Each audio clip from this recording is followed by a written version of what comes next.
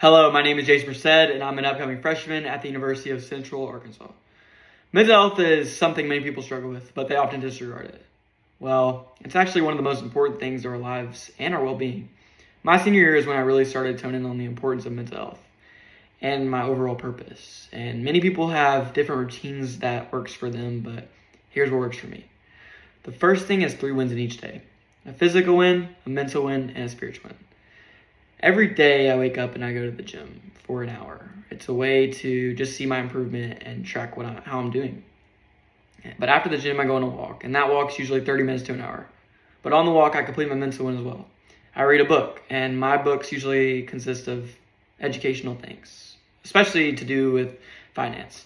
This has been Rich Dad Poor Dad, Atomic Habits, Some of Path to Wealth, The Psychology of Money, the list goes on.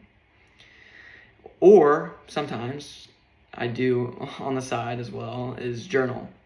I journal occasionally, but many people journal, and my purpose of journaling is to write down my goals and aspirations, or just my routine for the next day.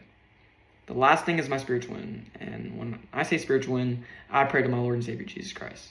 But this could also mean meditating, just being alone by yourself and thinking about things. The second most important thing is 100% focus on what you're doing. When I'm at Olive Garden and bussing tables, I'm busting at the best of my ability for my servers. I know it sounds a little crazy, but I seriously do things in the moment and try my best. If I'm in the classroom, I'm going to do the best I can on that test, or I'm going to try to gain the most knowledge I can from that professor and what he's trying to tell me, or she. If I'm in a relationship, I'm going to be the best partner I can be to that other person. That's the goal of having 100% focus.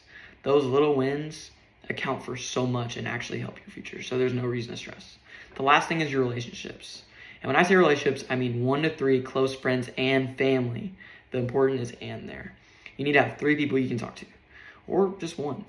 You need to have deep discussions with that person and really talk about things you wouldn't talk about with anybody else. But the other relationship is within yourself.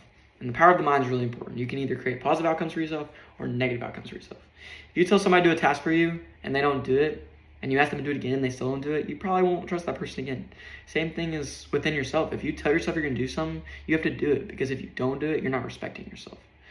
I know it sounds a little crazy too, is when I was in wrestling, I was a team captain, and people would ask me how I got so good, and I'm not trying to be cocky when I say this, but it wasn't about being the best on the team or being the best. It was about seeing how far I came.